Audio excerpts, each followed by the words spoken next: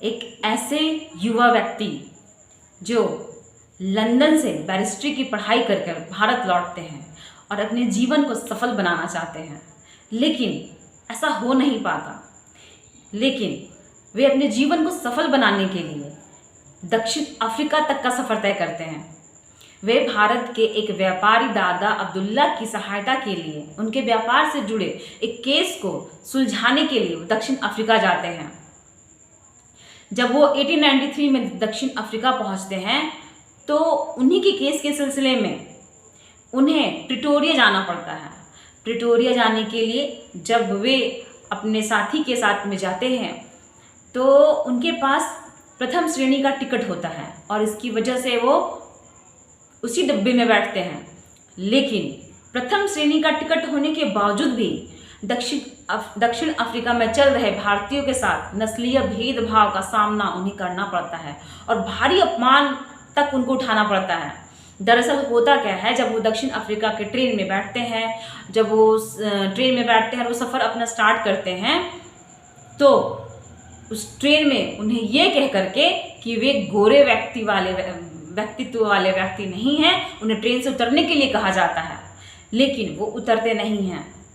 तब उन्हें जब ट्रेन रुकती है तब उन्हें इस ट्रेन से धक्का देकर उतार दिया जाता है, उन्हें धकेल दिया जाता है और ये अपमान उनकी ज़िंदगी पर इतना गहरा असर डालता है कि ये घटना उनके जीवन को पूरी तरीके से बदल देती है।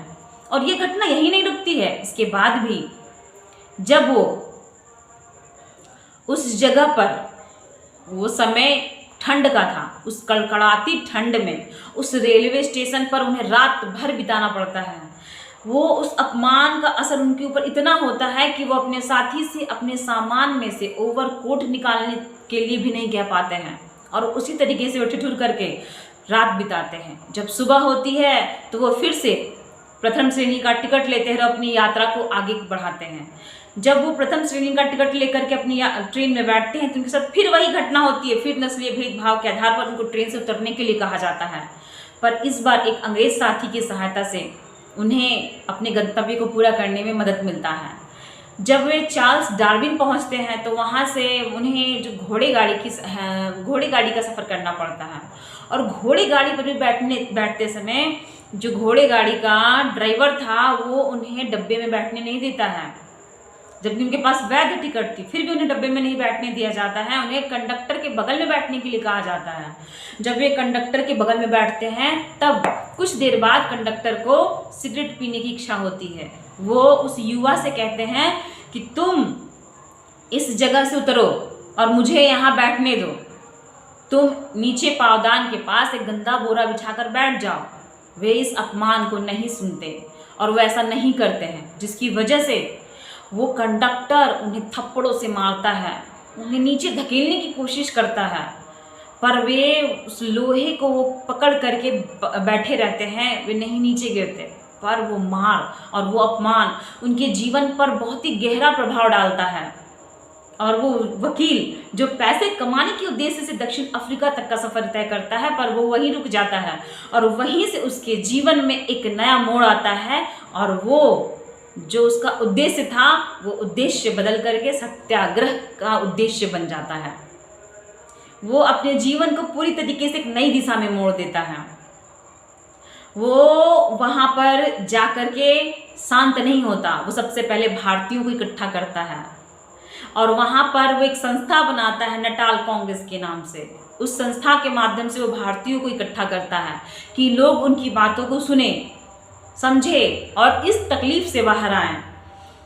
उसके बाद वो 1897 में भारत की ओर वापस लौटता है ये सोच करके कि हम यहाँ की परिस्थितियों के बारे में, जो भारतीयों के साथ दुर्व्यवहार हो रहा है उस दुर्व्यवहार के बारे में भारत की जनता को बताएंगे, साथ में अपने स्त्री और बच्चों को भी यहाँ से लेकर के जाएंगे।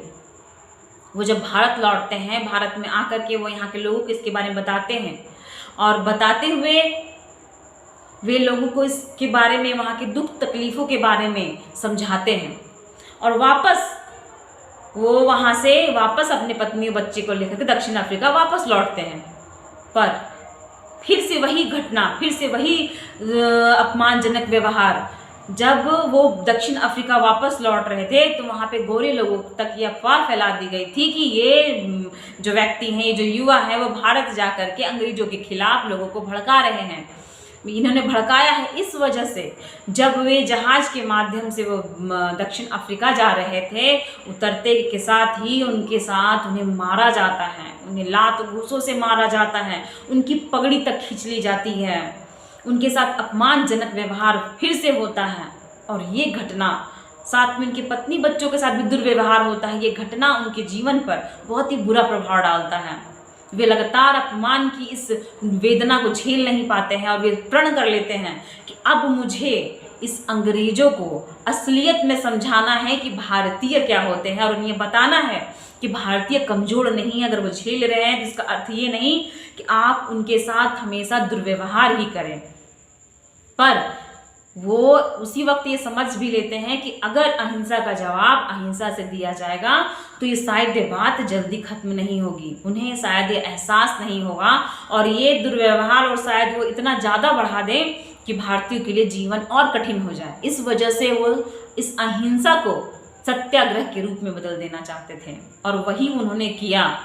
1904 ईस्वी में वो एक आश्रम की स्थापना करते हैं जिसका नाम फोनिक्स सेटलमेंट था। इस आश्रम के माध्यम से वो भारतीयों को इकट्ठा करते हैं। 1910 ईस्वी में दूसरे टॉलस्टॉय फार्म की स्थापना करते हैं।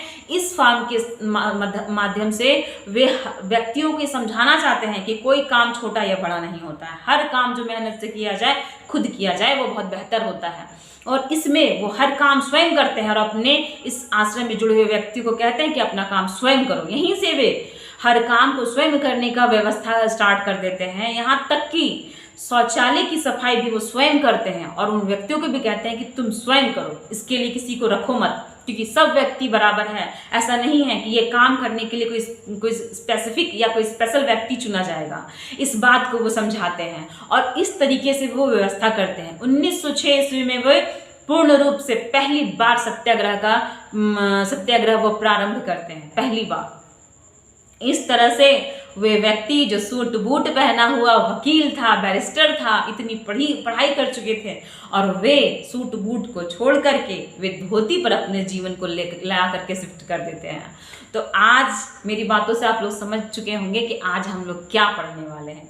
हम लोग अपने आधुनिक भारत का जो इतिहास हम लोग पढ़ रहे थे उसी के बारे में हम बात कर रहे हैं। और ये व्यक्ति यहीं नहीं रुकते हैं, जब ये भारत की ओर आते हैं इन्हें भारत में भी बुलाया जाता है, क्योंकि ये पूरे 21 साल तक ये एक जो वकील था वो वकील नहीं रह गया था, वो एक ऐसे सफल सत्याग्रही बन चुके थे जिनके पास इतना अनुभव हो चुका था कि उन्हें उनका लोहा पूरा दुनिया, पूरा विश्व मानने लगा था। इस वजह से उनकी ज़रूरत भारत को भी महसूस होती है और भारत में भी उन्हें बुलाया जाता है। और यहाँ पर वो एक ऐसी व्यवस्था करते हैं कि पूरा भारत जो है वो उन्हीं के नाम से एक युग बना देता है। वो ऐसे महान व्यक्तित्व वाले थे कि पूरा एक युग उनके नाम से संचालित होने लगता है। तो चलिए आज का जो हमारा टॉपिक है, आप लोग, मुझे पूरा उम्मीद है आप लोग समझ गए होंगे। आज का हमारा जो टॉपिक है वो है हमारा राष्ट्रीय आंदोलन का तीसरा चरण अर्थात गांधी युग। ठीक है, तो हम लोग अपने इस गांधी युग के इस चैप्टर को स्टार्ट करते हैं। आज के हम लोग क्लास स्टार्ट करते हैं और हम लोग पढ़ते हैं कि महात्मा गांधी ने किस प्रकार हमारे देश में दक्षिण अफ्रीका से पाए हुए अनुभवों का प्रयोग किस प्रकार से हमारे देश में किया था। वो कैसे, भारत तो आ चुके थे वो 1915 में, लेकिन अपना जो वो जर्नी है सत्याग्रह आंदोलन का जो कार्यक्रम था वो 1915 में शुरू नहीं करते हैं, वो 1916 से सारे के सारे कार्यक्रम को आरंभ करते हैं। आखिर वो एक साल तक पूरे भारत में कर क्या रहे थे। आप इस वीडियो को पूरा देख कर जाइएगा, वरना अधूरे में अगर ज्ञान रहेगी तो फिर दिक्कत आ जाएगी, क्योंकि परीक्षा जो है अब वो पैटर्नों को चेंज कर रहा है। अब वो टू द पॉइंट नहीं पूछ रहा, आपसे कॉन्सेप्चुअल क्वेश्चन पूछे जा रहे हैं। तो हमेशा अपने कॉन्सेप्ट को क्लियर करिए, इसलिए मैंने सारी की सारी चीज़ों को जोड़ा हुआ है और अंत तक मैं पूरे के पूरे चैप्टर को फैक्ट और कॉन्सेप्ट के बेस पे बनाया है मैंने। तो इस पूरे वीडियो को देखिएगा, लास्ट तक देखिएगा और कॉपी पेन लेकर बैठिएगा, पूरी की पूरी चीज़ों को लिखिएगा। ठीक है, तो चलिए हम लोग स्टार्ट करते हैं आज का क्लास।